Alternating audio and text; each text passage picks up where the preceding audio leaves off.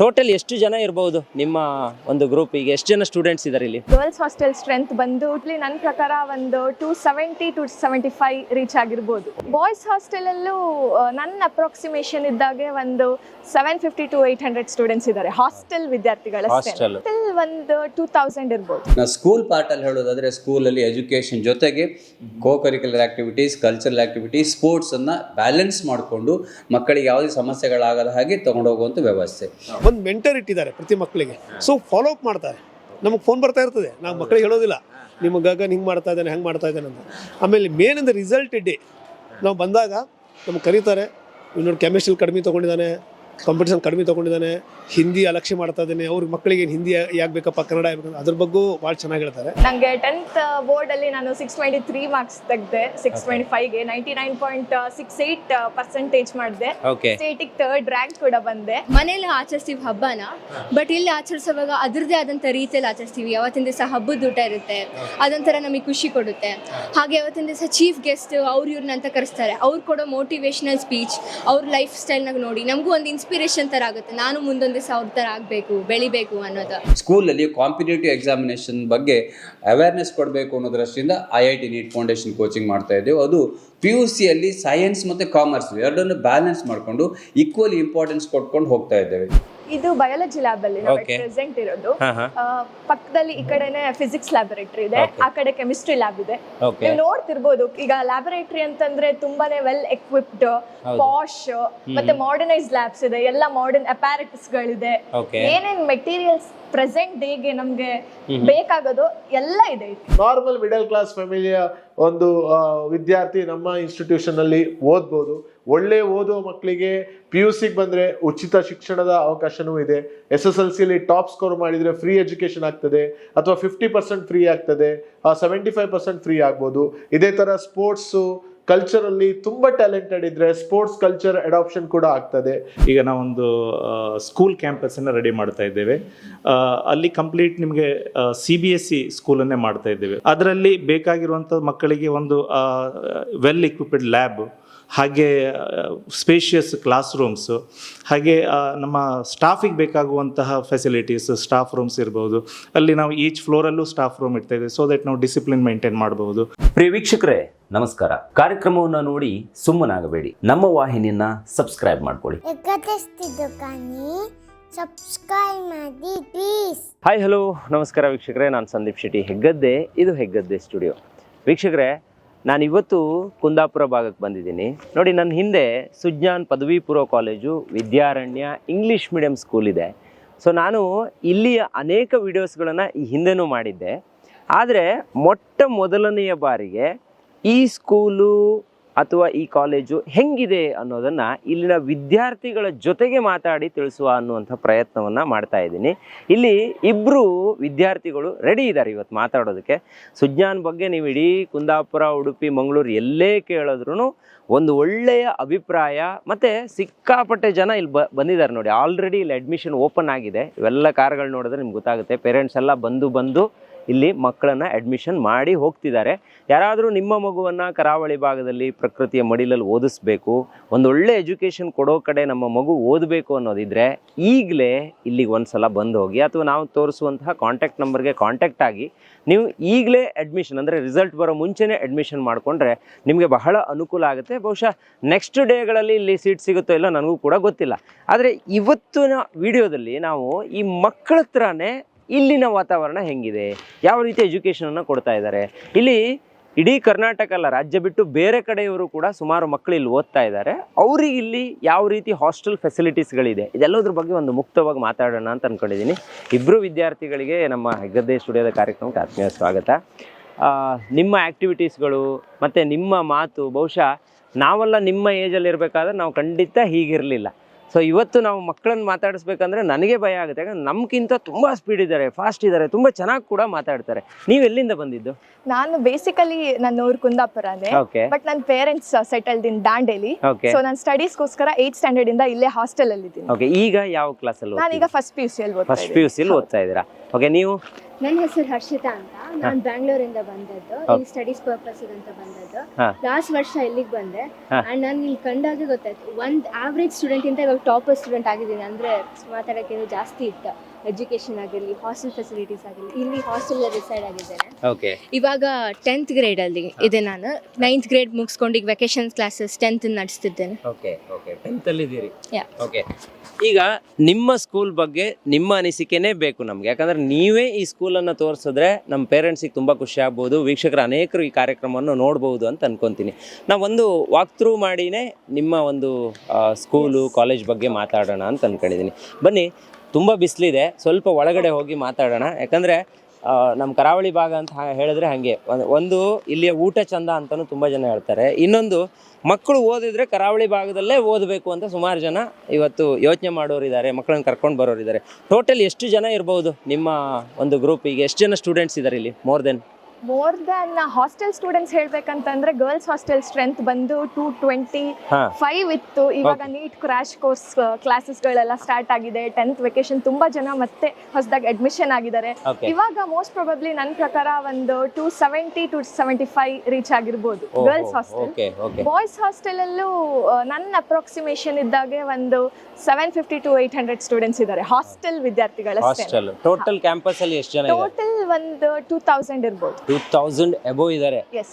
ಅಬ್ಬಾ, ನೋಡಿ ಹೇಗಿದೆ ಇಲ್ಲಿಯ ಎಜುಕೇಷನ್ ಅಂದರೆ ನಾನು ನಿಮ್ಮ ಹತ್ರ ಕೇಳೋದು, ಈಗ ನೀವು ಸ್ಕೂಲಲ್ಲಿದ್ದೀರಾ, ಸೊ ಅವರು ಕಾಲೇಜಲ್ಲಿದ್ದಾರೆ, ಈ ಸ್ಕೂಲಿಂದನೇ ಮಾತಾಡ್ಸ್ಕೊಂಡು ಬರೋಣ ಅಂತ ಅನ್ಕೊತಿದ್ದೀನಿ.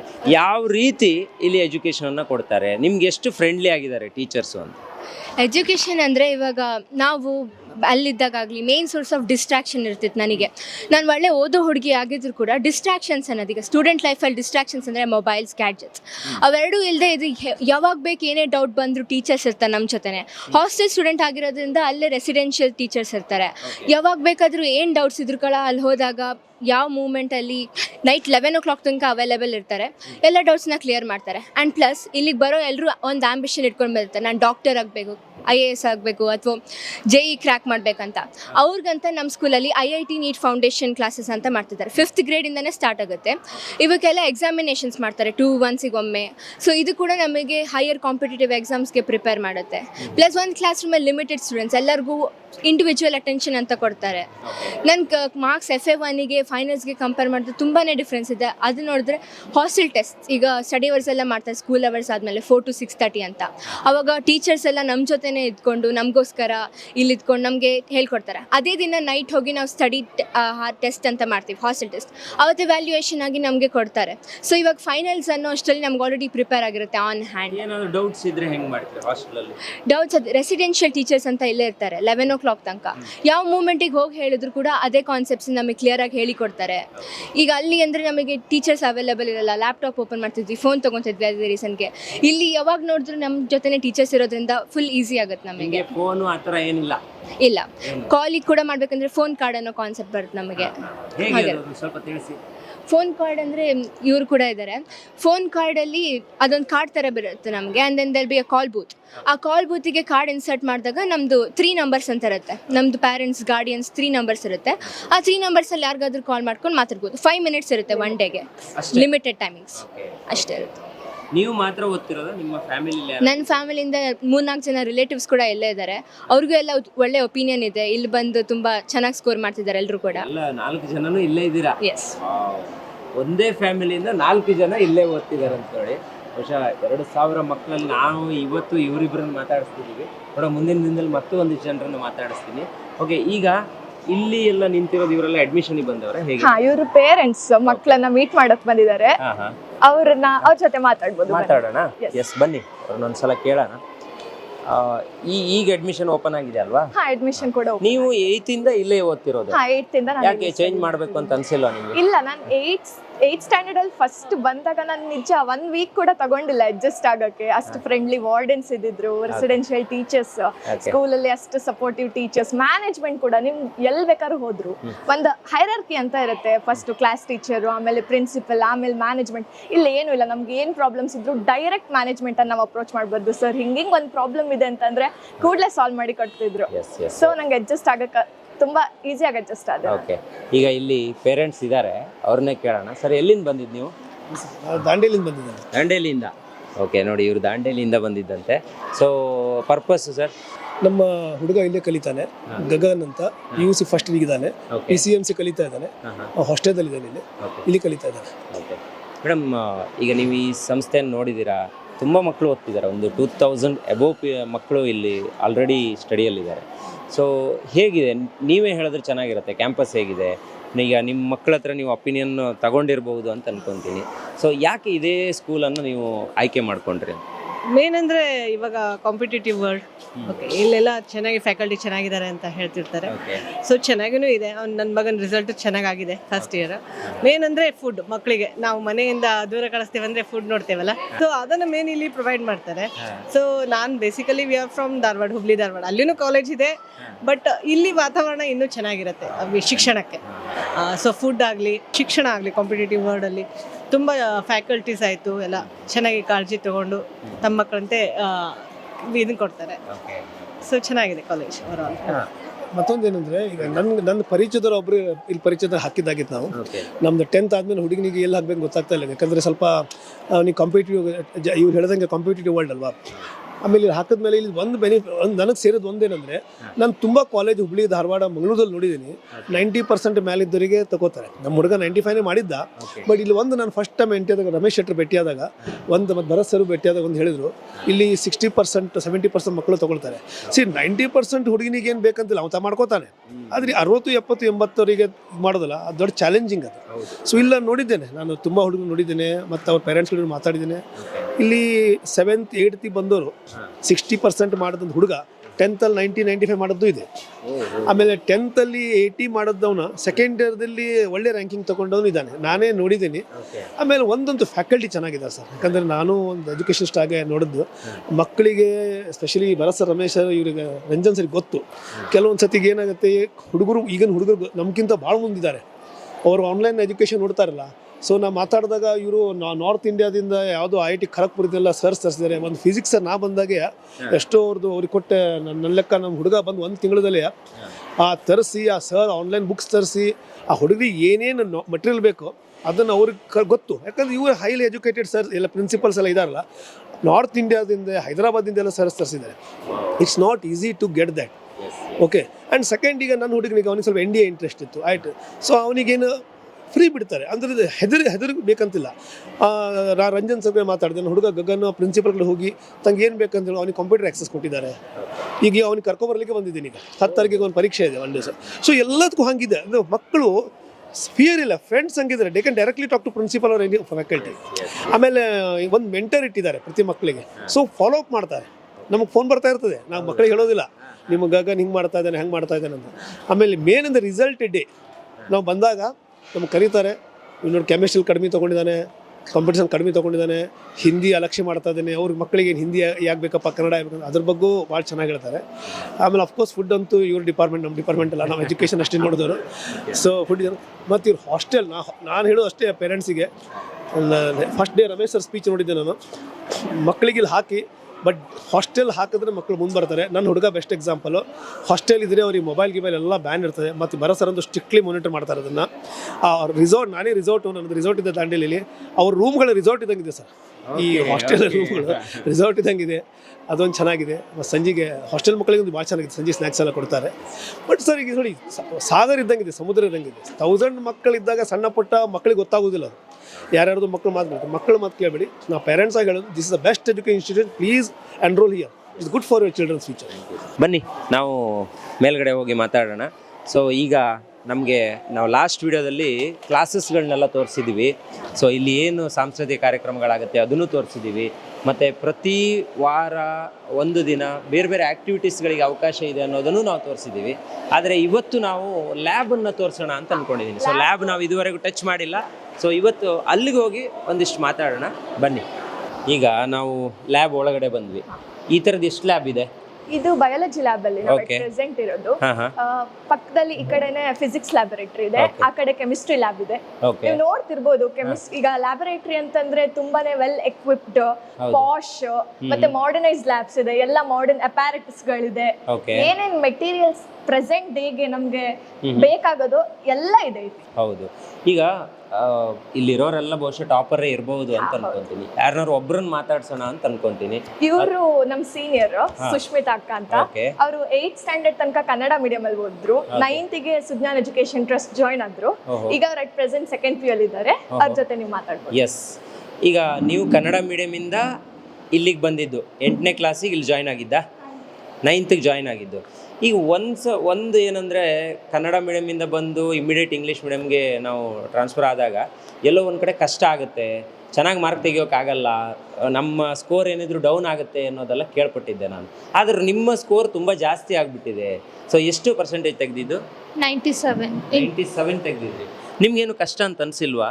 ಇಲ್ಲ ಮೊದಲು ಫುಲ್ ಆಯ್ತು, ಆಮೇಲೆ ಟೀಚರ್ ಸಪೋರ್ಟಿಂದ ಈಗ ಅಷ್ಟು ಅಂಕಗಳು ಜಾಸ್ತಿ ಬರೋದಕ್ಕೆ ಏನು ಕಾರಣ ಇರಬಹುದು ಅಂತ ನಿಮ್ಗೆ ಅನ್ಸುತ್ತೆ? Teacher support. ಇಲ್ಲೇ ಇದ್ದು ಓದೋದಲ್ವಾ ಹಾಸ್ಟೆಲಲ್ಲಿ? ಕ್ಲಾಸ್ ಮುಗಿಸ್ಕೊಂಡು ಹೋದ್ಮೇಲೆ ಹೆಂಗಿರುತ್ತೆ? ಹೋಗಿ ಒಂದು ½ hour ಬ್ರೇಕಪ್ ತೊಗೊಂಡು ಆಮೇಲೆ ಓದಕ್ಕೆ ಸ್ಟಾರ್ಟ್. ಓಕೆ, ಈಗ ನೆಕ್ಸ್ಟ್ PUCಲಿ ಎಷ್ಟು ಸ್ಕೋರ್ ಮಾಡಬೇಕು ಅಂತ ಅಂದ್ಕೊಂಡಿದ್ದೀರಿ? ಏನಾದರೂ ಯೋಚನೆ ಏನಾದರೂ ಹಾಕ್ಕೊಂಡಿದ್ದೀರಾ ಹೇಗೆ? ಮೊನ್ನೆ ಬೋರ್ಡ್ ಎಕ್ಸಾಮ್ ಆಯಿತು, ಅದರಲ್ಲಿ ಒಳ್ಳೆ ಪರ್ಸೆಂಟೇಜ್ ಬರ್ಬೋದು ಅನ್ನೋ ಎಕ್ಸ್ಪೆಕ್ಟೇಷನ್ ಇತ್ತು. ಇವಾಗ ನೆಕ್ಸ್ಟ್ ನೀಟ್ ಎಕ್ಸಾಮ್, CET ಎಕ್ಸಾಮಿಗೆ ಪ್ರಿಪೇರ್ ಆಗ್ತಿದ್ದೀರಾ? ಓಕೆ, ಸೂಪರ್, ಆಗಲಿ, ಆಲ್ ದಿ ಬೆಸ್ಟ್, ಒಳ್ಳೇದಾಗಲಿ. ಹಾಂ, ಎಸ್. ಈಗ ಇಲ್ಲಿ ನೀವು ಇಲ್ಲಿ ನೋಡ್ಬೋದು, ಇಲ್ಲಿ ನಮ್ದು ಮತ್ತೊಂದು ಸೀನಿಯರ್ ಇದ್ದಾರೆ.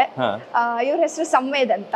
ಇವರು 10th ತನಕ ಕನ್ನಡ ಮೀಡಿಯಂ ಅಲ್ಲಿ ಓದಿದ್ರು. 10th ಅಲ್ಲಿ 95% ಸ್ಕೋರ್ ಮಾಡಿದ್ದಾರೆ ಕನ್ನಡ ಮೀಡಿಯಂ ಅಲ್ಲಿ.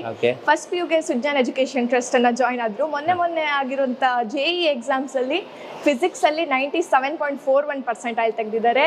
ಕೆಮಿಸ್ಟ್ರಿಯಲ್ಲಿ 97.71% ತೆಗೆದು ನಮ್ಗೆಲ್ಲ ಹೆಮ್ಮೆ ತಂದ್ಕೊಟ್ಟಿದ್ದಾರೆ. ಗ್ರೇಟ್. ಎಲ್ಲಿಂದ ಬಂದಿದ್ದು ನೀವು? ಬೆಳಗಾವಿಂದ ಬಂದಿದ್ದು. ಸೊ ಇಲ್ಲಿಗೆ ಬಂದ್ಮೇಲೆ ಅಷ್ಟು ಅಂಕ ತೆಗಿಯೋದಕ್ಕೆ ಏನು ಕಾರಣ ಆಯಿತು? ಇಲ್ಲಿನ ಟೀಚಿಂಗಾ ಅಥವಾ ಇಲ್ಲಿ ಓದೋದಕ್ಕೆ ಮಾಡಿರೋಂಥ ಫೆಸಿಲಿಟೀಸಾ ಏನಂತ ನಿಮ್ಗೆ ಅನಿಸುತ್ತೆ? ಈಗ ಒಂದೇ ಕಾರಣ ಅಂತ ಇಲ್ಲ, ಇಲ್ಲಿ ಸಪೋರ್ಟಿವ್ ಲೆಕ್ಚರರ್ಸ್ ಆಗಿರ್ಬೋದು, ಸ್ಟಡಿ ಅವರ್ಸ್ ಆಗಿರ್ಬೋದು, ಇಲ್ಲಿನಂಥ ಪ್ಯಾಟರ್ನ್ಸ್ ಆಗಿರ್ಬೋದು, ಮಾಕ್ ಟೆಸ್ಟ್ ಆಗಿರ್ಬೋದು, ಇವೆಲ್ಲ ಸ್ಕೋರ್ ಮಾಡೋಕ್ಕೆ ಹೆಲ್ಪ್ ಆಯ್ತು. ಎಸ್, ಒಳ್ಳೆಯದಾಗಲಿ. ನೋಡಿ, ಬರೀ ನಾವು ಓದೋದು ರಿಸಲ್ಟ್ ಬರೋದಲ್ಲ, ಅದ್ರ ಜೊತೆಗೆ ಅವರು ಈ ಫೌಂಡೇಶನ್ ಕೋರ್ಸ್ ಅಂತ ಏನು ಮಾಡಿದ್ದಾರೆ, CET, NEET, JEE ಅಂತ ಏನು ಮಾಡಿದ್ದಾರೆ, ಅದು ಕೂಡ ಅವ್ರಿಗೆ ತುಂಬ ಹೆಲ್ಪ್ ಆಗುತ್ತೆ ಅನ್ನೋದಕ್ಕೆ ಇವರೇ ಉದಾಹರಣೆ ಅಂತ ಅನ್ಕೊತೀನಿ. ನೆಕ್ಸ್ಟ್ ಲ್ಯಾಬ್ಗೆ ಹೋಗೋಣ ನಾವು. ಸೊ ಅಲ್ಲೂ ಕೂಡ ತೋರಿಸೋಣ. ಈಗ ನೀವು ಬೆಂಗಳೂರಲ್ಲಿ ಇದ್ದು ಬೆಳೆದು ಬಂದವರು. ಸೊ ಬೆಂಗಳೂರು ಅಂದ ತಕ್ಷಣ ನಮಗೊಂದು ಒಳ್ಳೆ ಫ್ರೀಡಮ್ ಇರುತ್ತೆ. ಸೊ ಪೇರೆಂಟ್ಸ್ ಜೊತೆ ನಾವು ತುಂಬ ಫ್ರೆಂಡ್ಲಿ ಆಗಿರ್ತೀವಿ.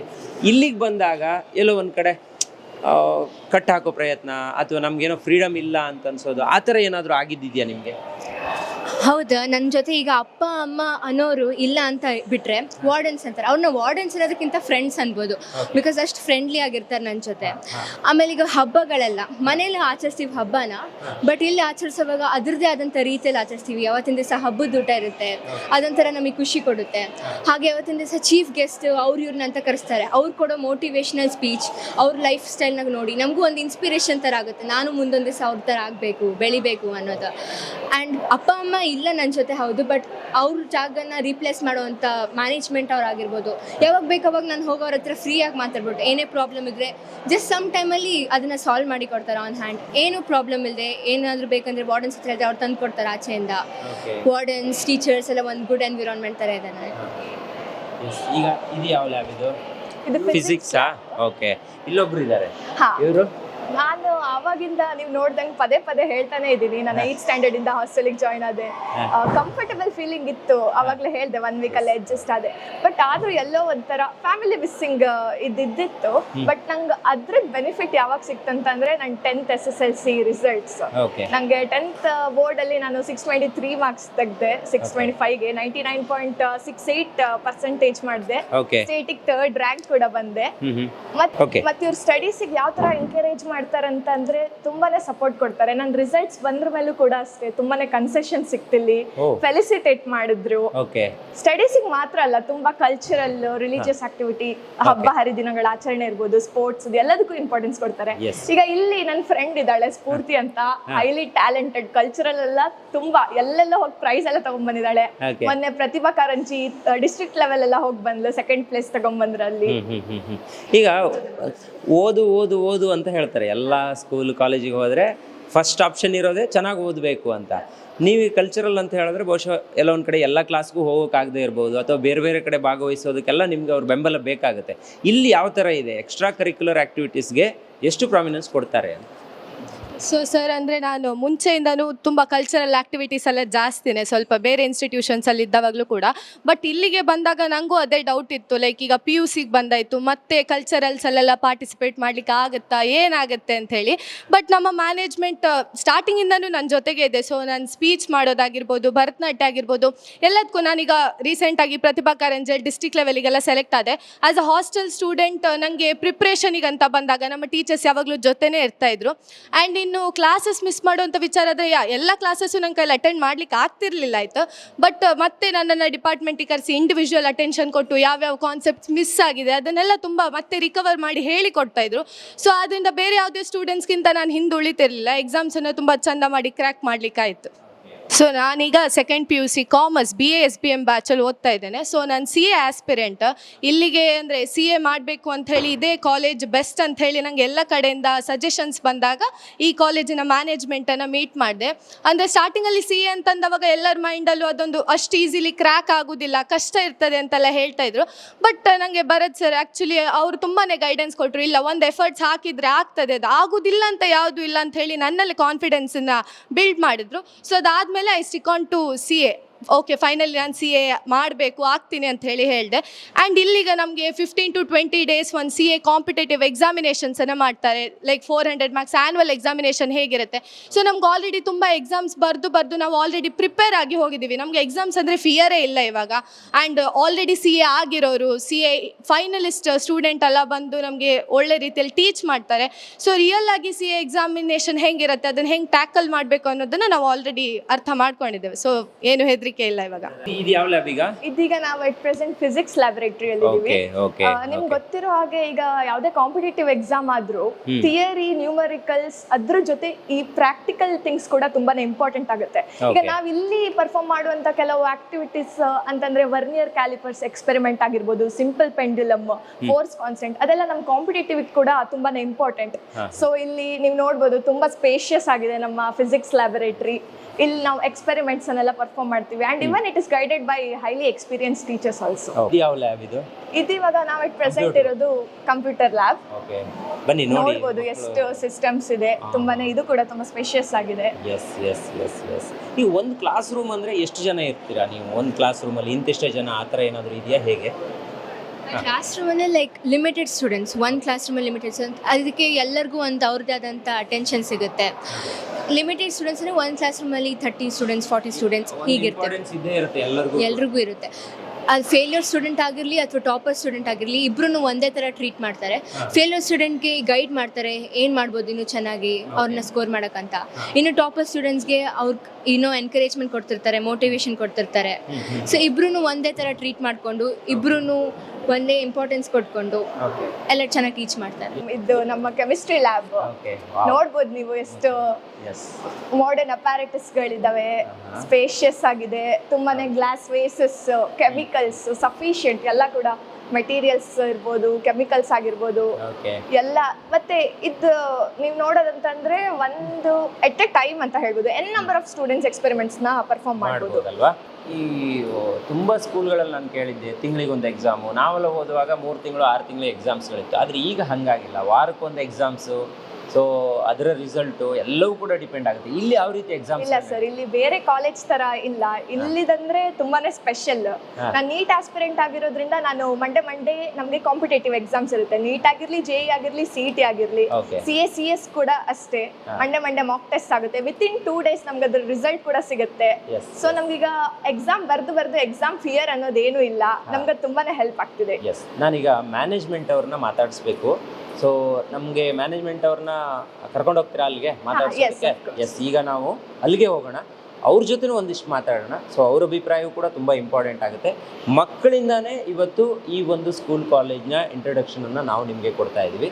ಸೊ ನಿಮ್ಗೆ ಏನೇ ಡೌಟ್ಸ್ಗಳಿದ್ರು ಅಥವಾ ನಾನು ಒಂದ್ಸಲ ಕ್ಯಾಂಪಸ್ ನೋಡಬೇಕು ಅನ್ನೋದಿದ್ರೆ ಇಲ್ಲೊಂದು ನಂಬರನ್ನು ನಾನು ಡಿಸ್ಪ್ಲೇ ಮಾಡಿದ್ದೀನಿ, ಅದಕ್ಕೆ ನೇರವಾಗಿ ಕರೆ ಮಾಡಿ. ಸೊ ಇಲ್ಲಿಯ ಲೊಕೇಶನ್ ಬೇಕಾದರೆ ನಿಮಗೆ ಡಿಸ್ಕ್ರಿಪ್ಷನ್ ಬಾಕ್ಸಲ್ಲಿ ಇರುತ್ತೆ, ಕಂಪ್ಲೀಟ್ ಆದ ಮಾಹಿತಿಯೂ ಕೂಡ ಇರುತ್ತೆ.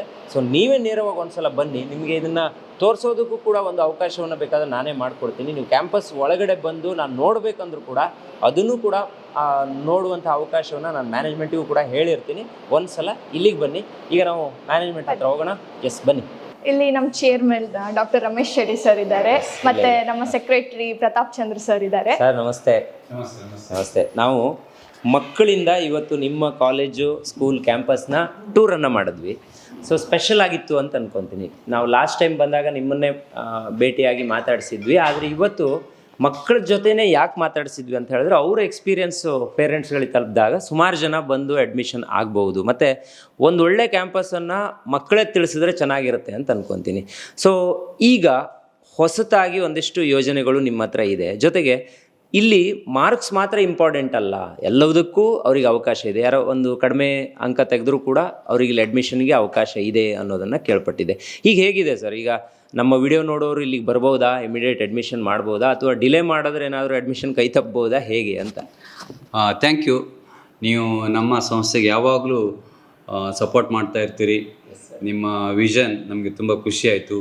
ಇವತ್ತು ನಮ್ಮ ಮಕ್ಕಳ ಜೊತೆ ನೀವು ಇಂಟರ್ಯಾಕ್ಟ್ ಮಾಡಿದ್ದು ರಿಯಲ್ ಫ್ಯಾಕ್ಟ್ ನಿಮಗೆ ಹೊರಗೆ ಬರ್ತದೆ, ಅಥವಾ ಸಮಾಜಕ್ಕೆ ನಾವೇನು ಸಮಾಜಕ್ಕೆ ಕೊಡ್ತಾ ಇದ್ದೇವೆ ಅನ್ನೋದನ್ನ ರಿಯಾಲಿಟಿ ನೀವು ತೋರಿಸ್ತಾ ಇದ್ರಿ. ತುಂಬ ಸಂತೋಷ ಆಗ್ತಾಯಿದೆ. ಎಲ್ರಿಗೂ ಪ್ರೀತಿಯ ನಮಸ್ಕಾರ. ತಾವು ಹೇಳಿದಾಗೆ ಮೊದಲನೇ ಕ್ವಶನ್ನು, ನಮ್ಮಲ್ಲಿ ಈಗ ಅಡ್ಮಿಷನ್ ಸ್ಟಾರ್ಟ್ ಆಗಿದೆ. ತುಂಬ ಡಿಲೇ ಮಾಡಿದ್ರೆ 100% ನಮ್ಮಲ್ಲಿ ಸೀಟ್ ಸಿಕ್ಕೋದು ಕಷ್ಟವೇ. ಯಾಕಂದರೆ ನಾವು ತುಂಬ ಅಡ್ಮಿಷನ್ ಮಾಡ್ಕೊಳ್ಳೋದಿಲ್ಲ, ತುಂಬ ಹಾಸ್ಟೆಲ್ ಫೆಸಿಲಿಟಿಯು ನಮ್ಮಲ್ಲಿ ಇರೋದಿಲ್ಲ. ಬೇಕಾದಷ್ಟು ಒಂದು ಲಿಮಿಟೆಡ್ ಹಾಸ್ಟೆಲ್ ಫೆಸಿಲಿಟಿ ಇದೆ. ಬಂದ ವಿದ್ಯಾರ್ಥಿಗಳಿಗೆ ತುಂಬ ಚೆನ್ನಾಗಿ ಎಜುಕೇಷನ್ ಕೊಡುವ ವ್ಯವಸ್ಥೆ ಇದೆ. ನಾವು ಸ್ಕೂಲ್ ಪಾರ್ಟಲ್ಲಿ ಹೇಳೋದಾದರೆ, ಸ್ಕೂಲಲ್ಲಿ ಎಜುಕೇಷನ್ ಜೊತೆಗೆ ಕರಿಕ್ಯುಲರ್ ಆ್ಯಕ್ಟಿವಿಟೀಸ್, ಕಲ್ಚರಲ್ ಆ್ಯಕ್ಟಿವಿಟೀಸ್, ಸ್ಪೋರ್ಟ್ಸನ್ನು ಬ್ಯಾಲೆನ್ಸ್ ಮಾಡಿಕೊಂಡು ಮಕ್ಕಳಿಗೆ ಯಾವುದೇ ಸಮಸ್ಯೆಗಳಾಗದ ಹಾಗೆ ತೊಗೊಂಡೋಗುವಂಥ ವ್ಯವಸ್ಥೆ. ಅದು ತುಂಬ ಅಡ್ಮಿಷನ್ ಮಾಡಿಕೊಂಡ್ರೂ ಆಗೋದಿಲ್ಲ. ಅದ್ರ ಜೊತೆಗೆ ಸ್ಕೂಲಲ್ಲಿ ಎಜುಕೇಷನ್ ಜೊತೆಗೆ ನಾಳೆ ಮುಂದಿನ ಭವಿಷ್ಯಕ್ಕೆ ರೂಪಿತವಾಗುವ ಹಾಗೆ ನಮ್ಮ IIT NEET foundation coaching, commerce ವಿದ್ಯಾರ್ಥಿಗಳಿಗೂ CA/CS ಮಾಡೋ ಹಾಗೆ ಸ್ಕೂಲಲ್ಲಿ ಕಾಂಪಿಟೇಟಿವ್ ಎಕ್ಸಾಮಿನೇಷನ್ ಬಗ್ಗೆ ಅವೇರ್ನೆಸ್ ಕೊಡಬೇಕು ಅನ್ನೋ ದೃಷ್ಟಿಯಿಂದ IIT ನೀಟ್ ಫೌಂಡೇಶನ್ ಕೋಚಿಂಗ್ ಮಾಡ್ತಾ ಇದ್ದೇವೆ. ಅದು ತುಂಬ ಚೆನ್ನಾಗಿ ಮಾಡ್ತಾ ಇದ್ದೇವೆ. ಅದು ತುಂಬ ಸಮಾಧಾನ ಇದೆ, ನಮಗೆ ತುಂಬ ತೃಪ್ತಿ ಇದೆ. ಸ್ಕೂಲಿನ ಒಟ್ಟಾರೆ ಓವರಾಲ್ ಎಜುಕೇಷನ್ ಏನು ಮಾಡ್ತಾ ಇದ್ವಿ, ಹಾಸ್ಟೆಲ್ ಆಗಲಿ, ಎಜುಕೇಷನ್ ಆಗಲಿ, ಕಲ್ಚರಲ್ ಆಗಲಿ, ಸ್ಪೋರ್ಟ್ಸ್ ಆಗಲಿ, ಅದರ ಜೊತೆಗೆ ಬೇರೆ ಬೇರೆ ಕಾರ್ಯಕ್ರಮಗಳು ಮಾಡುವಂಥದ್ದು. ಉದಾಹರಣೆಗೆ ನಮ್ಮ ಸಮ್ಮರ್ ಕ್ಯಾಂಪಿಂದ ಸ್ಟಾರ್ಟ್ ಆದರೆ ಕಾರ್ಯಕ್ರಮ, ಏಪ್ರಿಲಲ್ಲಿ ಸಮ್ಮರ್ ಕ್ಯಾಂಪ್ ಸ್ಟಾರ್ಟ್ ಆದರೆ ಸಮ್ಮರ್ ಕ್ಯಾಂಪಿಂದ ಹಿಡಿದು ನಾಗರ ಪಂಚಮಿ, ಗಣೇಶ ಚತುರ್ಥಿ, ದೀಪಾವಳಿ, ಹಾಗೆ 10 ಕಾರ್ಯಕ್ರಮಗಳು ಬೇರೆ ಬೇರೆ ರಿಸೋರ್ಸ್ ಪರ್ಸನ್ ಕರೆಸಿ ಮಕ್ಕಳಿಗೆ ಮೋಟಿವೇಶನ್ ಮಾಡುವ ಕಾರ್ಯಕ್ರಮ ಮಾಡೋದ್ರಿಂದ ಮಕ್ಕಳು ತುಂಬ ಓವರಾಲ್ ಆಗಿ ಎಜುಕೇಷನಲ್ಲಿ ಡೆವಲಪ್ ಆಗ್ತಾರೆ. ಇದು ಸ್ಕೂಲ್ ಪಾರ್ಟ್ ಹೇಳೋದಾದರೆ. ಹಾಗಾಗಿ ಸ್ಕೂಲಿಗೂ ಸಹ ಈಗ ಅಡ್ಮಿಷನ್ ಸೀರಿಯಸ್ ಆಗಿ ಆಗ್ತಾ ಇದೆ. ನಿಮ್ಮೆಲ್ಲರ ನಿಮ್ಮೆಲ್ಲರ ಒಂದು ಆಶಯದಂತೆ ನಮ್ಮ ಸಂಸ್ಥೆಯಲ್ಲಿ ಒಳ್ಳೆ ಅಡ್ಮಿಷನ್ ಆಗ್ತಾಯಿದೆ. ಆದಷ್ಟು ಬೇಗ ಬಂದು ಅಡ್ಮಿಷನ್ ಮಾಡಿದರೆ ಸೀಟ್ ಸಿಗ್ತದೆ ಅಂತ ಹೇಳ್ಬೋದು. ಈ ಕಡೆ PUC ಹೋಗೋದಾದರೆ ನಾವು ತುಂಬ ಒತ್ತು ಕೊಡೋದು PUC ವಿದ್ಯಾರ್ಥಿಗಳಿಗೆ. PUCಯಲ್ಲಿ ಸೈನ್ಸ್ ಮತ್ತು ಕಾಮರ್ಸ್ ಎರಡನ್ನು ಬ್ಯಾಲೆನ್ಸ್ ಮಾಡಿಕೊಂಡು ಈಕ್ವಲಿ ಇಂಪಾರ್ಟೆನ್ಸ್ ಕೊಟ್ಕೊಂಡು ಹೋಗ್ತಾ ಇದ್ದೇವೆ.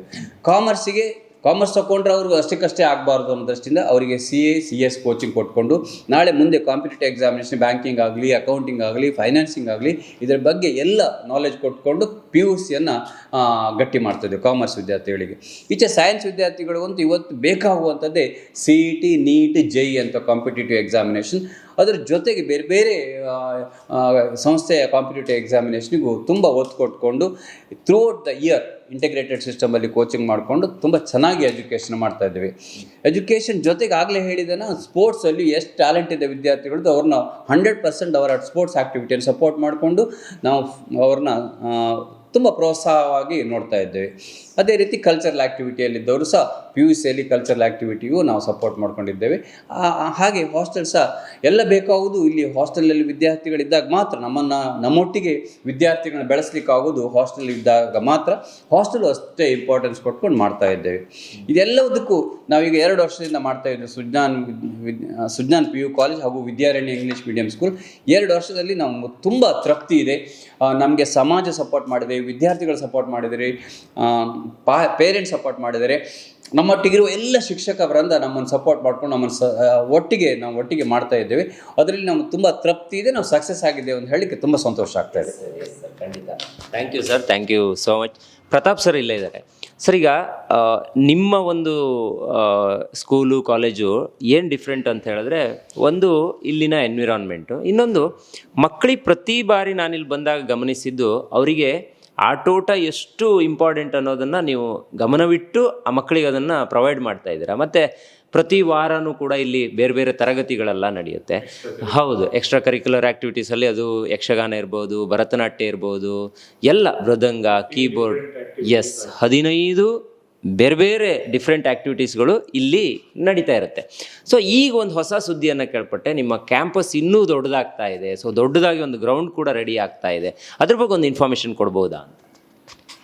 S, thank you Heggadde studio ಅವರಿಗೆ. ಫಸ್ಟ್ ಆಫ್ ಆಲ್ ಕರೆಕ್ಟ್, ನೀವು ಹೇಳಿದ ಹಾಗೆ ಏನು ನಮ್ಮದು ಫ್ರಮ್ ದಿ ಬಿಗಿನಿಂಗ್ ನಮ್ಮ ಇನ್ಸ್ಟಿಟ್ಯೂಷನ್ ಮೋಟೋನ ಹಾಗೆ ಎಜುಕೇಷನ್ ಜೊತೆಗೆ ಇವತ್ತಿನ ದಿನದಲ್ಲಿ ಮಕ್ಕಳಿಗೆ ಏನು ಬೇಕು, ಅದು ಎಕ್ಸ್ಟ್ರಾ ಕರಿಕ್ಯುಲರ್ ಆ್ಯಕ್ಟಿವಿಟೀಸ್, ಅದರಲ್ಲಿ ಸ್ಪೋರ್ಟ್ಸ್ ಇರ್ಬೋದು, ಕಲ್ಚರಲ್, ಅದಕ್ಕೆ ಫ್ರಮ್ ದಿ ಬಿಗಿನಿಂಗ್ ಇಂಪಾರ್ಟೆನ್ಸ್ ಕೊಡ್ತಾ ಇದ್ದೇವೆ. ಈಗ ಅದ್ರ ಜೊತೆಗೆ ನಮ್ಮದು ಹೊಸ ಕ್ಯಾಂಪಸ್ ಏನು ನೀವು ಈಗ ಮೆನ್ಷನ್ ಮಾಡಿದ್ರಿ, ಇದೇ ಕ್ಯಾಂಪಸ್ಸಿಗೆ ಅಟ್ಯಾಚ್ ಆಗಿ ಒಂದು ಸಾಧಾರಣ ಒಂದು 8 ಎಕರೆ ಜಾಗದಲ್ಲಿ, ಅದು ಎಕ್ಸ್ಕ್ಲೂಸಿವ್ಲಿ ಫಾರ್ ದಿ ಸ್ಕೂಲ್, ಈಗ ನಾವೊಂದು ಸ್ಕೂಲ್ ಕ್ಯಾಂಪಸನ್ನು ರೆಡಿ ಮಾಡ್ತಾ ಇದ್ದೇವೆ. ಅಲ್ಲಿ ಕಂಪ್ಲೀಟ್ ನಿಮಗೆ CBSE ಸ್ಕೂಲನ್ನೇ ಮಾಡ್ತಾ ಇದ್ದೇವೆ. ಒಂದು ವಿದ್ಯಾರಣ್ಯ ಗ್ಲೋಬಲ್ ಸ್ಕೂಲ್ ಅನ್ನುವಂಥದ್ದನ್ನು ಈಗ ರೆಡಿ ಆಗ್ತಾ ಉಂಟು. ನೀವು ಹೋದರೆ ಅದು ಇನ್ಫ್ರಾಸ್ಟ್ರಕ್ಚರ್ ಏನು ಆಗ್ತಾ ಉಂಟು, ಎಷ್ಟು ಫಾಸ್ಟ್ ಆಗ್ತಾ ಉಂಟು, ಎಷ್ಟು ಪರ್ಫೆಕ್ಟಾಗಿ ಆಗ್ತಾ ಉಂಟು ಅಂತೇಳಿ ನೀವು ನೋಡ್ಬೋದು. ಅಲ್ಲಿ ಏನಂತ ಹೇಳಿದರೆ, ಒಂದು ಎಜುಕೇಷನಲ್ಲಿ ನಮ್ಮ ಅಟ್ಮಾಸ್ಫಿಯರ್ ಈಸ್ ವೆರಿ ಇಂಪಾರ್ಟೆಂಟ್. ಅದು it makes lot of differences. ಒಂದು ನೀವು ನೋಡಿದರೆ ಈಗ ಸುಂದರ ವಾತಾವರಣ, ಈಗ ಹಸಿರು ಮರಗಳಿಂದ ಕೂಡಿರುವಂಥ ವಾತಾವರಣದ ಮಧ್ಯೆ ಒಂದು ಸಾಧಾರಣ ಸ್ಕೂಲ್ ಬಿಲ್ಡಿಂಗ್ ಒಂದು 1.5 ಲಕ್ಷ ಸ್ಕ್ವೇರ್ ಫೀಟ್ ಇದರ ಒಂದು ಸ್ಕೂಲ್ ಬಿಲ್ಡಿಂಗ್ ಆಗ್ತಾ ಉಂಟು. ಅದರಲ್ಲಿ ಬೇಕಾಗಿರುವಂಥ ಮಕ್ಕಳಿಗೆ ಒಂದು ವೆಲ್ ಇಕ್ವಿಪ್ಡ್ ಲ್ಯಾಬ್, ಹಾಗೆ ಸ್ಪೇಷಿಯಸ್ ಕ್ಲಾಸ್ ರೂಮ್ಸು, ಹಾಗೆ ನಮ್ಮ ಸ್ಟಾಫಿಗೆ ಬೇಕಾಗುವಂತಹ ಫೆಸಿಲಿಟೀಸ್, ಸ್ಟಾಫ್ ರೂಮ್ಸ್ ಇರ್ಬೋದು. ಅಲ್ಲಿ ನಾವು ಈಚ್ ಫ್ಲೋರಲ್ಲೂ ಸ್ಟಾಫ್ ರೂಮ್ ಇಡ್ತಾಯಿದ್ದೀವಿ, ಸೊ ದಟ್ ನಾವು ಡಿಸಿಪ್ಲಿನ್ ಮೇಂಟೈನ್ ಮಾಡ್ಬೋದು. ಇದು ತುಂಬ ಮ್ಯಾಟ್ರ್ ಆಗ್ತದೆ. ಅದ್ರ ಜೊತೆಗೆ ಒಂದು ದೊಡ್ಡ ಗ್ರೌಂಡ್, ಈಗ ನಾವು ಮೆಟ್ರೋ ಸಿಟೀಸಿಗಲ್ಲ, ಈವನ್ ಸಾಧಾರಣ ಒಂದು ಸೆಕೆಂಡ್ ಟೈರ್ ಸಿಟೀಸಿಗೆ ಹೋದರೂ ಕೂಡ ಅಲ್ಲಿ ವೆಲ್ ಇಕ್ವಿಪ್ಡ್ ಗ್ರೌಂಡ್ ಇರೋದಿಲ್ಲ. ಮಕ್ಕಳಿಗೆ ಏನಿದ್ರು ನಾವು ಬರೀ ಎಜುಕೇಷನ್ನು ಅದನ್ನು ಒಂದು 4 ಕೋಣೆಗಳ ಮಧ್ಯೆ ಅವರಿಗೆ ಅದಕ್ಕೆ ಇಂಪಾರ್ಟೆನ್ಸ್ ಕೊಡ್ತಾ ಇದ್ವಿ. ಬಟ್ ಇಲ್ಲಿ ಹಾಗಲ್ಲ, ವಿಶಾಲವಾದ ಮೈದಾನ ಉಂಟು. ಅದರಲ್ಲಿ ಈಗ ನಮಗೆ ಔಟ್ಡೋರ್ ಗೇಮ್ಸಿಗೆ ಬೇಕಾದಷ್ಟು ಜಾಗ ಉಂಟು. ಅದನ್ನು ಕರೆಕ್ಟ್ ನಾವೊಂದು ಮಾಸ್ಟರ್ ಪ್ಲ್ಯಾನ್ ಆಗಿದೆ, ಅದರ ಪ್ರಕಾರ ಆಗ್ತಾ ಉಂಟು. ಅದ್ರ ಜೊತೆಗೆ ಇನ್ನೂ ಒಂದು ಪ್ಲ್ಯಾನ್ ಉಂಟು ನಮ್ಮದು ಇಂಡೋರ್ ಸ್ಟೇಡಿಯಂ ಮಾಡಲಿಕ್ಕೆ. ಸೊ ಆಗ ನಮಗೆ ಬೋತ್ ಔಟ್ಡೋರ್ ಆ್ಯಂಡ್ ಇಂಡೋರ್ ಏನು ಮಕ್ಕಳಿಗೆ ಎಜುಕೇಷನ್ ಜೊತೆಗೆ ಏನು ಸ್ಪೋರ್ಟ್ಸಿಗೆ ಇಂಪಾರ್ಟೆನ್ಸ್ ಏನು ಕೊಡಬೇಕು, ಅದಕ್ಕೆ ಸರಿಯಾದ ಪ್ಲ್ಯಾನ್ ಆಗಿ ಆಗ್ತಾ ಉಂಟು. ಈ ಒಂದು ಮೇ ಎಂಡ್ ಒಳಗಡೆ ನಿಮಗೆ ಸ್ಕೂಲ್ ಬಿಲ್ಡಿಂಗ್ ಇರ್ಬೋದು, ಹಾಗೆ ಸ್ಕೂಲಿಗೆ both boys and girls hostel ಕೂಡ ಈಗ ಇವತ್ತಿನ ಒಂದು ಮಾಡರ್ನ್ ಫೆಸಿಲಿಟೀಸ್ ಇರುವಂಥದ್ದು ವೆಲ್ ಇಕ್ವಿಪ್ಡ್ ಹಾಸ್ಟೆಲು ಆಗ್ತಾ ಉಂಟು, both for boys and girls. ಅಲ್ಲೂ ಹಾಗೆ ಬೇಕಾಗಿರುವಂಥ ಇವತ್ತಿನ ದಿನದಲ್ಲಿ ಏನು ಫೆಸಿಲಿಟೀಸ್, ಯಾಕಂದರೆ ಇವತ್ತಿನ ಮಕ್ಕಳು ಹಿಂದಿನ ಹಾಗೆ ಏನು ಸಾಧಾರಣ ಒಂದು ಹಾಸ್ಟೆಲ್ ಇರಲಿಕ್ಕೆ ಅವರು ಒಪ್ಪೋದಿಲ್ಲ. ಎಲ್ಲರೂ ಒಂದು ಒಳ್ಳೆ ವೆಲ್ ಮೈಂಟೈನ್ಡ್ ಮನೆಯಲ್ಲಿರ್ತಾರೆ, ಮತ್ತು ಅಲ್ಲಿ ಎಲ್ಲ ಫೆಸಿಲಿಟೀಸ್ ಇರ್ತದೆ. ಅದೇ ಒಂದು ಕಂಫರ್ಟ್ ಝೋನ್ ಇಲ್ಲೂ ಅದನ್ನು ಅವ್ರಿಗೆ ಪ್ರೊವೈಡ್ ಮಾಡಬೇಕು. ಆಗ ಯಾವುದೇ ಅವರಿಗೆ ಒಂದು ಇಲ್ಲಿ ಡಿಸ್ಕಂಫರ್ಟ್ ಆಗಬಾರ್ದು. ಒಳ್ಳೆ ರೀತಿಯಲ್ಲಿ ಇದ್ದರೆ ಅವರಿಗೆ ಎಜುಕೇಷನ್ ಕಡೆನೂ ಕಾನ್ಸಂಟ್ರೇಟ್ ಮಾಡಲಿಕ್ಕೆ ಆಗ್ತದೆ ಅನ್ನೋ ಉದ್ದೇಶದಿಂದ ಒಂದು ಬೆಸ್ಟ್ ಇಕ್ವಿಪ್ಡ್ ಹಾಸ್ಟೆಲ್ ಫೆಸಿಲಿಟೀಸನ್ನು ಇಲ್ಲಿ ನಾವು ಮಾಡ್ತಾ ಇದ್ದೇವೆ. ಇನ್ನೊಂದು 1.5-2 ತಿಂಗಳಲ್ಲಿ ಕಂಪ್ಲೀಟ್ ಒಂದು ಏನು ಮಾಡರ್ನ್ ಕ್ಯಾಂಪಸ್ ಇಲ್ಲಿ ನಿಮಗೆ ನೋಡ್ಲಿಕ್ಕೆ ಸಿಗ್ತದೆ ಅಂತ ಹೇಳಲಿಕ್ಕೆ ಇಷ್ಟಪಡ್ತೇನೆ. Thank you sir. ಬಹುಶಃ ಅದು ರೆಡಿ ಆದಮೇಲೆ ನಾವು ಇನ್ನೊಮ್ಮೆ ಬರ್ತೀವಿ. ಸೊ ಅದನ್ನು ಕೂಡ ನಾವು ತೋರಿಸ್ಬೇಕು ಅನ್ನುವಂಥ ಕಾತರಿಕೆಯಲ್ಲಿ ಇದ್ದೀವಿ. ಸೊ ಇನ್ನೊಬ್ಬರು ಕೂಡ ಇದ್ದಾರೆ ನಿಮ್ಮ ಮ್ಯಾನೇಜ್ಮೆಂಟ್ನಲ್ಲಿ, ಅವರು ಪಕ್ಕದಲ್ಲಿದ್ದಾರೆ. ಸೊ ಹಾಗಾಗಿ ಅಲ್ಲಿಗೆ ಹೋಗಿ ಅವ್ರನ್ನೂ ಕೂಡ ಮಾತಾಡಿಸೋ ಪ್ರಯತ್ನವನ್ನು ಮಾಡ್ತೀವಿ. Thank you sir, thank you. ಬನ್ನಿ ಅಲ್ಲಿಗೆ ಹೋಗಿ ಬರೋಣ. ಹಾಂ, ಎಸ್. ಇಲ್ಲಿ ನಾನು ಒಂದು ಪಾಯಿಂಟ್ ಮೆನ್ಷನ್ ಮಾಡಕ್ಕೆ ಇಷ್ಟಪಡ್ತೀನಿ ಮ್ಯಾನೇಜ್ಮೆಂಟ್ ಬಗ್ಗೆ. ಎಲ್ಲರೂ ನಾವೀಗ ಹಾಸ್ಟೆಲ್ ಸ್ಟಡಿ ಅವರ್ ಬಿಡ್ತಾರೆ 6:30 ಹಾಗೆ, 7:30 ನಮ್ಗೆ ಊಟ ಇರುತ್ತೆ, ನಾವು ಬರ್ತೀವಿ. ಮ್ಯಾನೇಜ್ಮೆಂಟ್ ಅವರು 10:30 ತನಕ ಇಲ್ಲೇ ನಮ್ ಜೊತೆನೆ ಟೈಮ್ ಸ್ಪೆಂಡ್ ಮಾಡ್ತಾರೆ. ಊಟ ಕೂಡ ಅವ್ರ ಪಾಪ ಫ್ಯಾಮಿಲಿ ಜೊತೆ, ನಾನ್ ತುಂಬಾ ಕಮ್ಮಿ, ರಮೇಶ್ ಸರ್ ಇಲ್ಲೇ ಜಾಸ್ತಿ ಇರ್ತಾರೆ, ಮನೆಗೆ ಹೋಗೋದು ನೋಡಿ ಕಮ್ಮಿ. ಇಲ್ಲೇ ನಮ್ ಜೊತೆನೆ ನಾವೇನ್ ಊಟ ಮಾಡ್ತೀವೋ ಅದನ್ನೇ ಅವರು ಕೂಡ ತಿಂತಾರೆ. ಇದೊಂದು this point needs a mention. ಅವ್ರ ಜೊತೆ ನಾವು ಮ್ಯಾನೇಜ್ಮೆಂಟ್ ಅನ್ನೋದಕ್ಕಿಂತ ಫ್ರೆಂಡ್ ತರ ಮಾತಾಡ್ತೀವಿ. ಏನೇ ಒಂದು ಪ್ರಾಬ್ಲಮ್ ಆದ್ರೂ ಕೂಡ ಅವ್ರ ಹತ್ರ ಹೋಗಿ ಡೈರೆಕ್ಟ್ ಆಗಿ ಮಾತಾಡ್ಬೋದು. ಅವ್ರು ಅದೇ ಮೂಮೆಂಟಿಗೆ ಅದಕ್ಕೆ ಸಾಲ್ವ್ ಮಾಡ್ಕೊಡ್ತಾರೆ. ಎಸ್ ಒಂಥರ ಫ್ಯಾಮಿಲಿ ಮೆಂಬರ್ಸ್ ತರ ಮಾತಾಡ್ಸ್ತೀವಿ. ಎಸ್ ಬಹುಶಃ ಎಷ್ಟೋ ದೂರದಿಂದೆಲ್ಲ ವಿದ್ಯಾರ್ಥಿಗಳು ಬಂದಾಗ ಅವರಿಗೆ ಏನು ಫಿಯರ್ ಇರೋದಿಲ್ಲ ಅನ್ನೋದಕ್ಕೆ ಇಲ್ಲಿ ಇವರು ಇರೋದೇ ಸಾಕ್ಷಿ ಅಂತ ಹೇಳೋಕೆ ಇಷ್ಟಪಡ್ತೀನಿ. ಯಾಕಂದರೆ ಅವ್ರ ಮನೆಯನ್ನು ಬಿಟ್ಟು ಇಲ್ಲೇ ಇರ್ತಾರೆ, ಊಟ ಮಾಡೋದಿದ್ರು ಇಲ್ಲೇ. ಈಗ ನಾನು ಬಂದಾಗಲೂ ಕೂಡ ನೋಡಿದ್ದೀನಿ, ಇಲ್ಲೇ ಊಟ ಮಾಡಿಕೊಂಡೆ ಸುಮಾರು ಸಲ ನಾವು ಹೋಗಿದ್ದೀವಿ. ಮತ್ತು ಮಕ್ಕಳು ಏನು ತಿಂತಾರೆ ಅದೇ ಅವರು ಕೂಡ ಊಟ ಮಾಡೋವಂಥದ್ದು, ಅವ್ರಿಗೇನು ಸ್ಪೆಷಲ್ಲು ಆ ಥರ ಏನೂ ಇಲ್ಲ. ಬನ್ನಿ ಇನ್ನೊಬ್ರು ಇದ್ದಾರೆ, ಅವ್ರನ್ನ ಆ ಕಡೆ ಮಾತಾಡಿಸ್ಕೊಂಡು ಸೊ ಅವ್ರ ಹತ್ರನೂ ಒಂದಿಷ್ಟು ಮಾಹಿತಿಯನ್ನು ತಗೊಂಡು ಬರೋಣ. ಸರ್ ನಮಸ್ತೆ. ನಮಸ್ತೆ, ಹೇಗಿದ್ದೀರಿ? Yes yes good sir. Yes, ಏನೋ ಡಿಸ್ಕಷನ್ ನಡೀತಿದೆ. ಡಿಸ್ಕಷನ್ ಅಂದ್ರೆ ನಮ್ಮ ಸಮ್ಮರ್ ಕ್ಯಾಂಪ್ ಇದೆ ನೆಕ್ಸ್ಟ್ ಮಂತ್ ಅಲ್ಲಿ. ಆ ಸಮ್ಮರ್ ಕ್ಯಾಂಪಿಗೆ ಸ್ವಲ್ಪ ಪ್ಲಾನಿಂಗ್ ಎಲ್ಲ ಆಗ್ತಾ ಇದೆ. ಇವರೆಲ್ಲ ಅಚೀವರ್ಸ್ ನಮ್ಮ ಇನ್ಸ್ಟಿಟ್ಯೂಷನ್ ಇದು. ಇವಳು ಯೋಗದಲ್ಲಿ ನ್ಯಾಷನಲ್ ಲೆವೆಲ್ಗೆ ಹೋದವಳು, ಇವಳು ಚೆಸ್ ಅಲ್ಲಿ ನ್ಯಾಷನಲ್ ಲೆವೆಲ್ಗೆ ಹೋದವಳು. ಕರ್ನಾಟಕ ಟೀಮ್ ಜರ್ಸಿನೇ ಹಾಕೊಂಡಿದ್ದಾಳೆ, ಕರ್ನಾಟಕ ಸ್ಟೇಟ್ ಅನ್ನು ರೆಪ್ರೆಸೆಂಟ್ ಮಾಡಿದಾಳೆ ಅವಳು. ಹಾಗೆ ನಮ್ 1 ವೀಕ್ ಸಮ್ಮರ್ ಕ್ಯಾಂಪ್ ಅಲ್ಲಿ ಬೇರೆ ಬೇರೆ ಆಕ್ಟಿವಿಟೀಸ್ ಇದೆ. ಹಾಗೆ ಈ ಸಲ ನಮ್ಮಲ್ಲೇ ಅಚೀವರ್ಸ್ ಇರೋದ್ರಿಂದ ಹೀಗೆ ಇವರನ್ನ ಕೂಡ ಯುಟಿಲೈಸ್ ಮಾಡ್ಕೊಂಡು ಮಕ್ಳಿಗೆ ಸ್ವಲ್ಪ ಮೋಟಿವೇಟ್ ಮಾಡುವ ಅಂತ ಹೇಳಿ ಡಿಸ್ಕಷನ್ ಆಗ್ತಾ ಇದೆ. ಇವರು ಚೆಸ್ ಅಲ್ಲಿ ನ್ಯಾಷನಲ್ ಲೆವೆಲ್ ಅವಳು, ಇವಳು ಯೋಗದಲ್ಲಿ ನ್ಯಾಷನಲ್ ಲೆವೆಲ್, ಲಾಸ್ಯ ಮಧ್ಯಸ, ಇವಳು ಪ್ರಕೃತಿ ಪಿ ಶೆಟ್ಟಿ.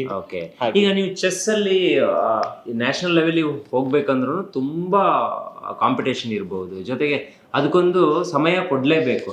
ಓದಿನ ಜೊತೆಗೆ ಅದಕ್ಕೆ ಹೆಂಗ್ ಸಮಯ ಕೊಟ್ರಿ ನೀವು? ಟೀಚರ್ಸ್ ತುಂಬ ಸಪೋರ್ಟಿವ್ ಇದ್ರು. ಅದರಲ್ಲೂ ಭರತ್ ಸರ್ ಅಂತೂ ಅಂದರೆ 10th ಅಂದರೆ ತುಂಬ ಇಂಪಾರ್ಟೆಂಟ್ ಪಾರ್ಟ್ ಆಫ್ ಲೈಫ್ ಅದು. ಬಟ್ ಅವರು ನೀನು ಎಂತ ಬೇಕಾದ್ರೂ ಮಾಡ, ನಿನ್ನ ಕ್ಲಾಸ್ ನಾನು ವಾಪಸ್ ಕೊಡಿಸ್ದೆ, ಬಟ್ ನನಗೆ ನ್ಯಾಷನಲ್ ಅಚೀವ್ಮೆಂಟ್ ಬೇಕು ಅನ್ಕೊಂಡು ಫಾಲೋ ಅಪ್ ಮಾಡ್ತಿದ್ದೀರು. ಮತ್ತು ನಾನು ಪ್ರತಿ ಟೂರ್ನಮೆಂಟಿಗೆ ಹೋದಲ್ಲೂ ಹಾಗೆ ರಿಸಲ್ಟ್ ಎಂತ ಆಯ್ತು, ಇನ್ ಕೇಸ್ ಎಂಥದ್ದಾದ್ರು ಚೂರು ಡೌನ್ ಆಗಿದ್ರೆ ಇಟ್ಸ್ ಓಕೆ, ನೆಕ್ಸ್ಟ್ ಟೈಮ್ ಆಗತ್ತೆ ಅನ್ಕಂಡು. ಮತ್ತು ಸ್ಕೂಲ್ಗಿಂತನೂ ಒಂದು ಮ್ಯಾನೇಜ್ಮೆಂಟ್ಗಿಂತನೂ ಒಂದು ಬ್ರದರ್ ಥರ ಇದ್ರು ಅಂತ ಹೇಳ್ಬೋದು. ತುಂಬ ಮೋಟಿವೇಟ್ ಮಾಡ್ತಾ ಇದ್ರು. ನೀವು ಯೋಗದಲ್ಲಿರೋದಲ್ಲ, ಸೊ ಈಗ ಯಾವ ಸ್ಥಾನಕ್ಕೆ ಹೋಗಿರೋದವರು? ಅವಳು ನ್ಯಾಷನಲ್ ಲೆವೆಲ್ ಸೆವೆಂತ್ ಪ್ಲೇಸ್ ಆಯ್ತು ನ್ಯಾಷನಲ್ ಅಲ್ಲಿ. ಹೌದು, ಕರ್ನಾಟಕ ಟೀಮ್ ಅನ್ನ ರೆಪ್ರೆಸೆಂಟ್ ಮಾಡಿದ್ಲು. ಅವಳು ಕರ್ನಾಟಕ ಜರ್ಸಿ ಹಾಕೊಂಡಿದ್ದಾಳೆ, ಇವಳ ಹತ್ರ ಕರ್ನಾಟಕ ಟೀಮ್ ಜರ್ಸಿ ಇದೆ. ಇಲ್ಲೇ ಅದರ ಪ್ರಾಕ್ಟೀಸ್ ಎಲ್ಲ ಇಲ್ಲೇ. ಹೌದು, ಅವಳಂದ್ರೆ ಬಹಳ ಚಿಕ್ಕಂದಿಂದ ಯೋಗದಲ್ಲಿ ತುಂಬಾ ಟ್ಯಾಲೆಂಟೆಡ್ ಅವಳು. ಅವಳದು ಒಂದು ಎಫರ್ಟ್ ಇದೆ. ಅವಳು ಬೇರೆ ಸ್ಕೂಲ್ ಅಲ್ಲಿ ಇರ್ಬೇಕಾದ್ರೆ ಮತ್ತೆ ಬೇರೆ ಬೇರೆ ಟೀಚರ್ಸ್ ಕೂಡ ಅವಳಿಗೆ ಹೆಲ್ಪ್ ಮಾಡಿದ್ದಾರೆ. ಆತರ ಯೋಗ ಪಟುವಾಗ್ಲಿ ಅಥವಾ ಈ ಕ್ರೀಡೆಯಲ್ಲಿ ಇರೋರಿಗೆ ಏನಾದ್ರು ಸ್ಪೆಷಲ್ ಡಿಸ್ಕೌಂಟ್? ಹೌದು, ಈಗ ಅವಳು ಕೂಡ ನಮ್ಮಲ್ಲಿ ಅಡಾಪ್ಷನ್ ಸ್ಕೀಮ್ ಅಲ್ಲೇ ಬಂದಿರೋದು. ಅವಳು ಅಂದ್ರೆ ಬೇರೆ ಫೀಸ್ ಯಾವ್ದು ತಗೊಳ್ಳಲ್ಲ ನಾವು, ಓನ್ಲಿ ಗವರ್ಮೆಂಟ್ ಫೀಸ್ ಅಷ್ಟೇ, ಒಂದು 10,000 ಫೀಸ್ ಅಷ್ಟೇ ತಗೊಳ್ತೇವೆ ಈ ಅಡಾಪ್ಷನ್ ಸ್ಕೀಮ್ ಅಲ್ಲಿ. ಕಂಪ್ಲೀಟ್ ಎಲ್ಲದೂ ಫ್ರೀ ಇರ್ತದೆ ಅವರಿಗೆ, ಕೋಚಿಂಗು, ಕಾಲೇಜು, ಸ್ಕೂಲ್ ರಿಲೇಟೆಡ್ ಎಲ್ಲದೂ ಫ್ರೀ ಇರ್ತದೆ. ಸ್ಪೋರ್ಟ್ಸ್ ಅಡಾಪ್ಷನ್ ಅಂಡರ್ ಅಲ್ಲಿ ಬಂದವಳು ಲಾಸ್ಟ್ ಇಯರ್ ಇರ್ಬೋದು, ಅಥವಾ ಈ ಒಂದು ಪ್ರಕೃತಿಗೂ ಕೂಡ ನ್ಯಾಷನಲ್ ಆದ್ಮೇಲೆ ಅದೇ ತರದೇ ನಾವು ಫೆಸಿಲಿಟಿನ ಕೊಟ್ಟಿದ್ದೇವೆ. ಮತ್ತೆ ಪ್ರತಿ ಆಲ್ಟರ್ನೇಟಿವ್ ವೀಕ್ ನಮ್ಮಲ್ಲಿ ಚೆಸ್ಸು, ಯೋಗ, ಚಂಡೆ, ತಬಲಾ, ಕರಾಟೆ, ಯಕ್ಷಗಾನ, ಹೀಗೆ ಬೇರೆ ಬೇರೆ ಆಕ್ಟಿವಿಟೀಸ್ ಕ್ಲಾಸಸ್ ಗಳು ನಡೀತದೆ. ಅಲ್ಲೂ ಕೂಡ ಅವರಿಗೆ ಮೆಂಟರ್ಸ್ ಇರ್ತಾರೆ, ಅವರನ್ನ ಮೋಟಿವೇಟ್ ಮಾಡ್ತಾರೆ. ಅದಲ್ಲದೇನೂ ಕೂಡ ಅವರಿಗೆ ಅಂತ ಪರ್ಸನಲೈಸ್ಡ್ ಕೋಚರ್ಸ್ ಇರ್ತಾರೆ, ಅವರು ಕೂಡ ಅವರಿಗೆ ಬೂಸ್ಟ್ ಮಾಡ್ತಾರೆ. ಹಾಗೆ ಹೇಗೆ ನಿಮ್ಗೆ ಈಗ ಇಲ್ಲಿ ಯಾವ ರೀತಿ ಸಪೋರ್ಟ್ ಸಿಗ್ತಾ ಇದೆ? ಅಂದ್ರೆ ಈಗ ನೀವು ಬೇರೆ ಕಡೆ ಹೋದಾಗ್ಲೂ ಅವ್ರು ಸಪೋರ್ಟ್ ಮಾಡೋದು ಬೇರೆ, ಸೊ ಇಲ್ಲೂ ಇದ್ದು ಓದ್ತಿರ್ಬೇಕಾದ್ರೆ ಸಪೋರ್ಟ್ ಮಾಡೋದು ಬೇರೆ. ಸೊ ನಿಮ್ಗೆ ಇಲ್ಲಿಗೆ ಬರುವಂಥ ಯೋಗ ಟೀಚರು ಅವರೆಲ್ಲ ತುಂಬಾ ಸಪೋರ್ಟ್ ಮಾಡಿದಾರ? ಅವರಿಂದನೇ ನಿಮ್ಗೆ ಈ ತರ ಒಂದು ಡೆವಲಪ್ ಆಗೋದಕ್ಕೆ ಆಯ್ತಾ ಹೇಗೆ ಅಂತ? ನಾನು ಫಸ್ಟ್ ಸ್ಟ್ಯಾಂಡರ್ಡಿಂದ ಯೋಗ ಪ್ರಾಕ್ಟೀಸ್ ಮಾಡ್ತಾ ಇದ್ದೆ. ಮತ್ತು ನಮ್ಮ ಕ್ಲಾಸಲ್ಲಿ ಸ್ಕೂಲಲ್ಲಿ ಆಗ್ತಿದ್ದಂಥ alternative classes, extra curricular classes, ಅಲ್ಲೆಲ್ಲ ಟೀಚರ್ಸ್ಗಳೆಲ್ಲ ತುಂಬಾ ಚೆನ್ನಾಗಿ ಪ್ರಾಕ್ಟೀಸ್ ಕೊಡ್ತಾ ಇದ್ರು. ಅದರಿಂದನೂ ನನಗೆ ತುಂಬಾ ಪ್ರಾಕ್ಟೀಸಿಗೆ ಹೆಲ್ಪ್ ಆಗಿತ್ತು. ಸರ್, ಈಗ ಮುಂದೆ ಏನು ಡ್ರೀಮ್ ಇದೆ ನಿಮಗೆ ಅಂತ? ಮುಂದೆ ನನಗೆ ಡಾಕ್ಟರ್ ಆಗಬೇಕಂತ ಡ್ರೀಮ್ ಇರೋದು. ಅದ್ರ ಜೊತೆಗೆ ಯೋಗನೂ ಪ್ರಾಕ್ಟೀಸ್ ಮಾಡ್ತಾ, ಅದನ್ನು ಟೀಚ್ ಮಾಡ್ತಾ ನ್ಯಾಷನಲ್ ಲೆವೆಲಲ್ಲಿ ಅಚೀವ್ ಮಾಡಬೇಕಂತ ತುಂಬಾ ಆಸೆ ಇದೆ. ಹೌದು, ತುಂಬಾ ಸಪೋರ್ಟ್ ಮಾಡ್ತಾರೆ. ನಿಮ್ಮ ಫ್ರೆಂಡ್ಸು ಕ್ಲಾಸ್ ರೂಮಲ್ಲಿ ಇರುವಂಥವರೆಲ್ಲ ಈ ಸ್ಕೂಲ್ ಬಗ್ಗೆ ಏನು ಹೇಳ್ತಾರೆ? ಅವರಿಗೆಲ್ಲ ತುಂಬಾ ಖುಷಿ ಇದೆ, ಯಾಕಂದ್ರೆ ಬೇರೆ ಬೇರೆ ಕಡೆಯಿಂದ ಬಂದಿದ್ದಾರೆ ತುಂಬಾ ಜನ ಸ್ಟೂಡೆಂಟ್ಸ್ ಅನ್ನೋದನ್ನ ಕೇಳ್ಪಟ್ಟಿದ್ದೆ. ಸೊ ಆ ತರ ಒಂದು ಫ್ರೆಂಡ್ಶಿಪ್ ಸಿಕ್ಕಿದಾಗ ನಿಮಗೂ ಕೂಡ ತುಂಬಾ ಚೆನ್ನಾಗಿರುತ್ತೆ ಅಂತ. ಅವರೆಲ್ಲ ಹೆಂಗ್ ಮಾತಾಡ್ತಾರೆ ಈ ವಿದ್ಯಾಸಂಸ್ಥೆ ಬಗ್ಗೆ? ಅವರು ತುಂಬಾ ಖುಷಿ ಪಡ್ತಾರೆ, ತುಂಬಾ ಪಾಸಿಟಿವ್ ಒಪಿನಿಯನ್ಸ್ ಕೊಡ್ತಾರೆ ಸ್ಕೂಲ್ ಬಗ್ಗೆ. ಮತ್ತು ನನಗೂ ತುಂಬಾ ಸಪೋರ್ಟಿವ್ ಆಗಿರ್ತಾರೆ. ಕ್ಲಾಸಸ್ ಎಲ್ಲ ಮಿಸ್ ಆದಾಗ, ಏನೇ ಹೋಮ್ವರ್ಕ್ ಇದ್ರೂ ಇಲ್ಲ ಕ್ಲಾಸ್ ವರ್ಕ್ ಇದ್ರೂ ಅದನ್ನೆಲ್ಲ ಕೊಡ್ತಾರೆ, ಹೆಲ್ಪ್ ಮಾಡ್ತಾರೆ, ತುಂಬಾ ಚೆನ್ನಾಗಿ ಹೆಲ್ಪ್ ಮಾಡ್ತಾರೆ. ಮತ್ತು ತುಂಬಾ ಖುಷಿ ಇದ್ದಾರೆ ಅವರಿಗೂ ಸ್ಕೂಲಿಗೆ ಸೇರಿ. ಎಸ್ ಎಸ್ ಸರ್, ಈಗ ನಮಗೂ ತುಂಬ ಖುಷಿ ಆಯ್ತು. ಯಾಕಂದರೆ ಕ್ಯಾಂಪಸ್ಸಲ್ಲಿ ನಾವು ಕಳೆದ ಬಾರಿ ನಿಮ್ಮನ್ನೆಲ್ಲ ಮಾತಾಡ್ಸಿದ್ದೀವಿ, ಸರ್ನು ಮಾತಾಡ್ಸಿದ್ದೀವಿ, ನಿಮ್ಮನ್ನು ಮಾತಾಡ್ಸಿದ್ದೀವಿ, ಪೇರೆಂಟ್ಸು ಮಾತಾಡ್ಸಿದ್ದೀವಿ, ಇಲ್ಲಿ ಹಾಸ್ಟೆಲ್ ತೋರಿಸಿದ್ದೀವಿ, ಕ್ಯಾಂಪಸ್ ತೋರಿಸಿದ್ದೀವಿ, ಪ್ರತಿಯೊಂದು ಆಗಿದೆ. ಈ ಸಲ ಲ್ಯಾಬನ್ನು ಕವರ್ ಮಾಡಿದ್ವಿ, ಜೊತೆ ಮಕ್ಕಳೇ ನಮಗೆ ಇಲ್ಲಿ ಎಲ್ಲವನ್ನ ಕರ್ಕೊಂಡೋಗಿ ತೋರಿಸಿದ್ರು. ನನಗೆ ಒಂದೊಂದ್ಸಲ ಅನ್ಸೋದು, ನಾವುಗಳೆಲ್ಲ ಏನೋ ಒಂದು ಕಲಿಬೇಕಿದ್ರೆ ಅಥವಾ ಯಾರಾದ್ರೂ ನಿಂತು ಮಾತಾಡ್ಬೇಕಿದ್ರೆ 25-30 ವರ್ಷ ಬೇಕಾಯ್ತು. ಇವಾಗಿನ ಮಕ್ಕಳು ಎಷ್ಟು ಆಕ್ಟಿವ್ ಇದ್ದಾರೆ, ಎಷ್ಟು ಚೆನ್ನಾಗಿ ಕ್ಯಾಮರಾಗಳನ್ನ ಫೇಸ್ ಮಾಡ್ತಾರೆ ಅಂತ ಹೇಳಿದ್ರೆ ಅದೆಲ್ಲ ಬಹುಶಃ ನಿಮ್ಮಲ್ಲಿ ನಡೆಯುವಂತ ಕೆಲವೊಂದು ಕಾರ್ಯಕ್ರಮದಿಂದನೂ ಬಂದಿರಬಹುದು ಅಂತ ಅನ್ಕೊಂತೀನಿ. ಬಂದಿರಬಹುದು, ಯಾಕಂತ ಹೇಳಿದ್ರೆ ಅವ್ರಿಗೆ ತುಂಬಾ ಅಪರ್ಚುನಿಟಿ ಸಿಗ್ತದೆ. ಈಗ ನಿಮ್ಮನ್ನ ನನ್ನ ಚೇಂಬರಿಗೆ ಇವರಿಬ್ರು ಕರ್ಕೊಂಡ್ ಬಂದ್ರು, ನಮ್ಗೆಲ್ಲ ಚೇಂಬರ್ ಹೋಗೋದಂದ್ರೆ ಭಯ ಆಗ್ತಾ ಇತ್ತು. ಅವ್ರ ತರನೇ ತುಂಬಾ ಸ್ಟೂಡೆಂಟ್ಸ್ ಇದಾರೆ, ತುಂಬಾ ಆಕ್ಟಿವ್ ಇರುವಂತವ್ರು, ಬೋಲ್ಡ್ ಆಗಿರುವಂತವ್ರು ತುಂಬಾ ಜನ ಇದಾರೆ. ಆಲ್ ಆಫ್ ಸಡನ್ ನಿಮ್ಗೆ ಅವ್ರು ಸಿಕ್ಕಿದ್ರು, ನಾವು ಅವರನ್ನೇ ನಿಮ್ ಜೊತೆ ಕೊಟ್ವಿ. ಹಾಗೆ ಎಲ್ರಿಗೂ ಕೂಡ ಒಂದು ಅಪರ್ಚುನಿಟಿನ ಕ್ರಿಯೇಟ್ ಮಾಡ್ತೀವಿ. ಇಲ್ಲಿಬ್ರು ನ್ಯಾಷನಲ್ ಲೆವೆಲ್ ಕುತ್ಕೊಂಡಿದ್ದಾರೆ, ಇವ್ರು ಅಲ್ಲದೆ ಬೇರೆ ಜಾವ್ಲಿನ್ ಅಲ್ಲಿ ನ್ಯಾಷನಲ್ ಹೋಗಿದೆ, ಶಾರ್ಟ್ ಪುಟ್ ಅಲ್ಲಿ ಸ್ಟೇಟ್ ಹೋಗಿದೆ, ಕ್ರಿಕೆಟ್ ಅಲ್ಲಿ ಸ್ಟೇಟಿಗೆ ಹೋಗಿದ್ದೇವೆ. ಇವ್ರ ತರ ಅಚೀವ್ ಮಾಡಿದವರು ಕೂಡ ತುಂಬಾ ಜನ ಸ್ಟೂಡೆಂಟ್ಸ್ ಇದ್ದಾರೆ. ಅದ್ರಲ್ಲಿ ಸ್ವಲ್ಪ ಮಕ್ಕಳು ಯಾರು ನಮ್ ಕಣ್ಣೆದ್ರಿಗೆ ನಿಮ್ ಕಣ್ಣೆದ್ರೆ ಸಿಕ್ಕಿದ್ರು ಅವರನ್ನ ನಾವು ಇವತ್ತು ನಿಮ್ಗೆ ಮಾತಾಡ್ಸಿದ್ದೇವೆ. ನಮ್ಮ ವಿದ್ಯಾಸಂಸ್ಥೆಯಲ್ಲಿ ನಮ್ಮ ಚೇರ್ಮನ್, ಮುಖ್ಯವಾಗಿ ಹೇಳ್ಬೇಕಾಗಿರೋದು ನಮ್ಮ ಚೇರ್ಮನ್ ರಮೇಶ್ ಸರ್, ಅವರ ಎಜುಕೇಶನ್ ಎಷ್ಟು ಇಂಪಾರ್ಟೆನ್ಸ್ ಕೊಡ್ತಾರೆ, ಅದ್ರ ಜೊತೆಗೆ ಎಕ್ಸ್ಟ್ರಾ ಕರಿಕ್ಯುಲರ್ ಆಕ್ಟಿವಿಟೀಸ್ ಮತ್ತು ಇಂಥ ಟ್ಯಾಲೆಂಟೆಡ್ ವಿದ್ಯಾರ್ಥಿಗಳಿಗೆ ಬಹಳ ಬೆನ್ನೆಲುಬಾಗಿ ನಿಲ್ತಾರೆ. ಅವರಿಗೊಂದು more than 30 years teaching experience ಇದೆ. ಸೊ ಹಾಗಾಗಿ ಎಲ್ಲದನ್ನು ಕೂಡ ತುಂಬಾ ಈಸಿಯಾಗಿ ಮ್ಯಾನೇಜ್ ಮಾಡಿ ಮಕ್ಕಳ ಸರ್ವತೋಮುಖ ಬೆಳವಣಿಗೆ ಬಹಳ ಸಹಕಾರಿಯಾಗಿದ್ದಾರೆ.